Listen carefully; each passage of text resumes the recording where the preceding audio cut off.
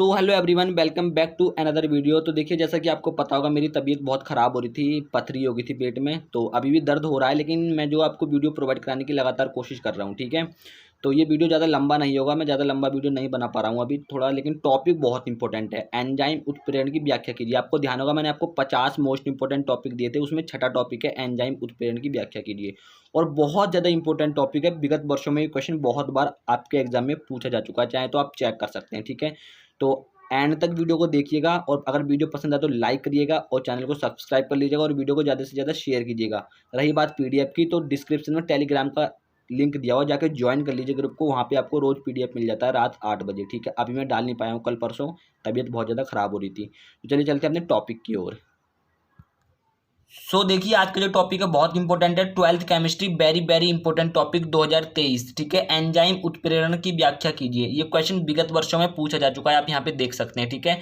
तो उससे पहले हम जान लेते हैं कि एंजाइम क्या होते हैं, ठीक है। बहुत ईजी टॉपिक है, वेरी ईजी टॉपिक है, ठीक है। एकदम आपके दिमाग में छापने वाला हूँ, ठीक है। देखिए, एंजाइम जीव जंतुओं एवं मनुष्य के शरीर में पाए जाते हैं। तो एंजाइम जो होते हैं वो जीव जंतु और मनुष्य के शरीर में पाए जाते हैं, ये बात आपको याद रखनी है। एंड ये जो होते हैं ये उच्च भार वाले प्रोटीन होते हैं। एंजाइम जो होते हैं वो उच्च भार वाले प्रोटीन ही होते हैं, ठीक है। अब देखते हैं टॉपिक क्या है अपना। बहुत इजी टॉपिक है, बिल्कुल इजीली आपको समझाने वाला हूँ। देखिए, एंजाइम वह उच्च भार वाले प्रोटीन होते हैं। अभी आपको यहाँ पे मैंने बात बताई थी, यहाँ पे देखिए एंजाइम क्या होते हैं, प्रोटीन होते हैं, ठीक है। तो एंजाइम की बात कर रहे हैं। एंजाइम वह उच्च भार वाले प्रोटीन होते हैं जो जीवित कोशिकाओं की जैविक व रासायनिक अभिक्रियाओं को पूर्ण कराने में सहायक होते हैं। अभी मैंने एक चीज यहाँ पे बोली थी कि एंजाइम जो होते हैं वो जीव जंतुओं और मनुष्य के शरीर में पाए जाते हैं, ठीक है। तो जो जीव जंतु और मनुष्य के शरीर में कोशिकाएं होंगी वो भी जीवित ही होंगी, ठीक है। तो जो कोशिकाएं होंगी उसमें कुछ ना कुछ क्रिया होती है। जैसे आप मान लीजिए, जैसे आप H2O यानी कि जल को चीनी में मिला दें आप, तो वो क्रिया हो रही है ना, एक तरीके से क्रिया ही हो रही है, वो रासायनिक क्रिया हो गई, ठीक है। तो ऐसे ही आपके शरीर में कुछ ना कुछ क्रियाएं होती रहती हैं, कुछ ना कुछ आपके शरीर में हलचल होती रहती है शरीर के अंदर, नहीं तो आप खत्म हो जाएंगे, आपका जीवन समाप्त हो जाएगा अगर क्रियाएं नहीं होंगी तो, ठीक है। तो वो एंजाइम की सहायता से होती हैं। देखते हैं कि एंजाइम वह उच्च भार वाले प्रोटीन होते हैं, बता दिया ये, जो जीवित कोशिकाओं की जैविक व रासायनिक अभिक्रियाओं को पूर्ण कराने में सहायक होते हैं। समझ आई बात। तो जो एंजाइम होते हैं वो जीवित कोशिकाएं जो होती हैं और उसमें जो रासायनिक अभिक्रियाएं एवं जैविक अभिक्रियाएं होती हैं उनको पूर्ण कराने में सहायक होते हैं। अभी समझाएंगे पूरी। अतः वह अभिक्रिया जो एंजाइम की उपस्थिति में पूर्ण होती है उसे एंजाइम उत्प्रेरण या फिर जैव रासायनिक उत्प्रेरण कहते हैं। यानी कि कहना क्या चाह रहा है, पहली बात तो ये कि जो एंजाइम होते हैं वो उच्च भार वाले प्रोटीन होते हैं, ये आपको मैंने ये बताया है। और ये जो एंजाइम है वो मनुष्य और जीव जंतुओं के शरीर में पाए जाते हैं, ठीक है। और जो मनुष्य और जीव जंतुओं के शरीर में जो कोशिकाएं होती हैं उन कोशिकाओं में जो अभिक्रियाएं होती हैं, रासायनिक हो या जैविक अभिक्रिया हो, तो उसे पूर्ण कराने में सहायक होते हैं, यानी कि हेल्प करते हैं, ठीक है। तो जो अभिक्रिया एंजाइम की उपस्थिति में पूर्ण हो रही है उसे ही हम एंजाइम उत्प्रेरण कहते हैं या फिर जैव रासायनिक उत्प्रेरण कहते हैं। समझ में आई बात या नहीं समझ में आई, ठीक है। एक बार और समझ लीजिए कि जो एंजाइम होते हैं वो जो होते हैं वो उच्च भार वाले प्रोटीन होते हैं, यानी कि वो उच्च भार रखते हैं, ठीक है। उच्च भार वाले प्रोटीन होते हैं। और जो कोशिकाएं होती हैं, भाई यहाँ पे सीधी बात है, जब एंजाइम जीव जंतुओं के शरीर में पाए जा रहे हैं तो उनके अंदर जो कोशिकाएं होंगी वो जीवित ही होंगी, ठीक है।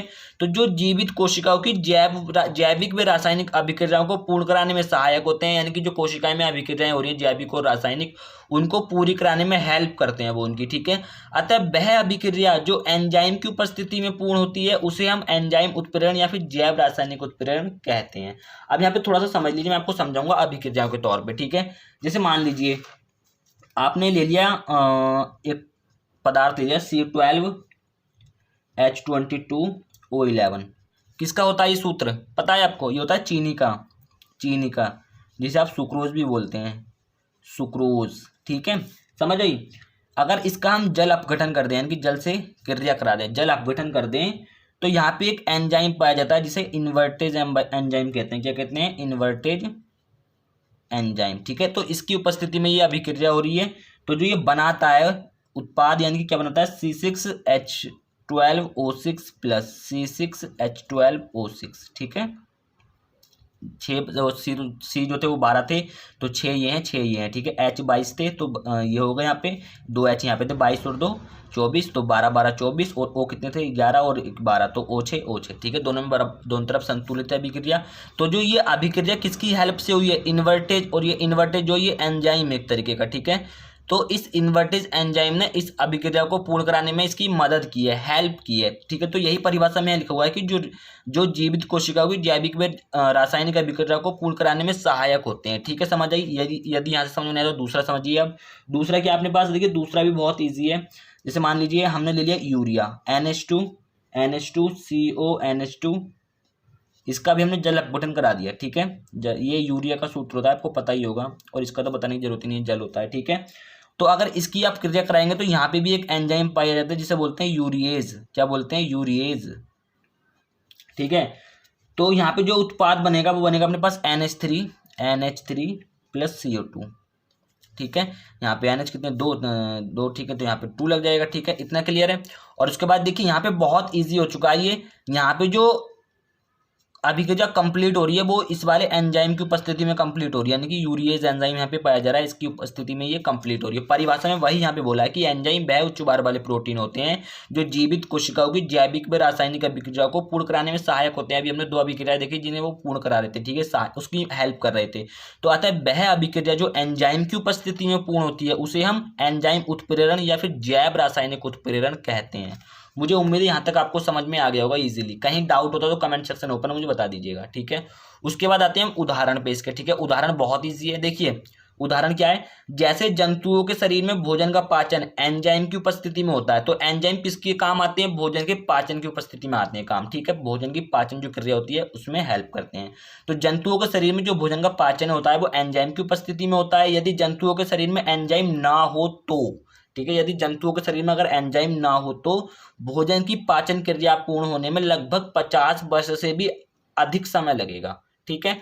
अतः बिना एंजाइम के जंतुओं के अस्तित्व की कल्पना नहीं की जा सकती है, ठीक है। समझ आई बात? यानी कि यहाँ पे सिंपल कहना क्या चाह रहा है कि जंतुओं के शरीर में जो भोजन का पाचन होता है वो एंजाइम के द्वारा होता है, और अगर एंजाइम उनके शरीर में ना हो तो उस क्रिया को, मतलब एंजाइम भोजन के, अगर भोजन पचने की जो समय होगा वो 50 वर्ष से भी ज्यादा का समय लगेगा भोजन को पचने में उनके शरीर में, जो हमारा एकदम पच जाता है आजकल में, ठीक है, वो 50 वर्ष से भी अधिक लगेगा। अब कुछ जंतुओं की तो पूरी उम्र भी 50 वर्ष नहीं होती है, ठीक है, 50 वर्ष कुछ उम्र भी नहीं होती है उनकी, तो वो जिएंगे कहाँ से? खुद ही समझ लीजिए, 1-2 दिन में खत्म कहानी। तो 50 वर्ष से भी ज्यादा का समय लगेगा। अतः बिना एंजाइम के जंतुओं के अस्तित्व की कल्पना नहीं की जा सकती है, ठीक है। इतना समझ में आया? इतना समझ में आएगा तो मुझे कमेंट सेक्शन में बता देना। अगर कोई डाउट आता है तो फिर आगे देखेंगे। और ये देखिए बहुत इंपॉर्टेंट है, 2009 में पूछा गया है, 11 में, 12 में, 14 में, 17 में, 19 में, 20 में, ये क्वेश्चन बहुत बार पूछा गया है। और लास्ट 21 में तो एग्जाम होते हैं, 22 में मुझे शायद पता नहीं है, ध्यान नहीं दिया होगा मैंने, ठीक है। इतने में ये एग्जाम क्वेश्चन आया हुआ है, ठीक है। ये मैंने पिछली बार भी बनाया था। और बाकी रही बात देखिए इसकी पीडीएफ की, तो वो तो आपको ग्रुप में मिल जाएगा, टेलीग्राम ग्रुप ज्वाइन कर लीजिएगा, ठीक है।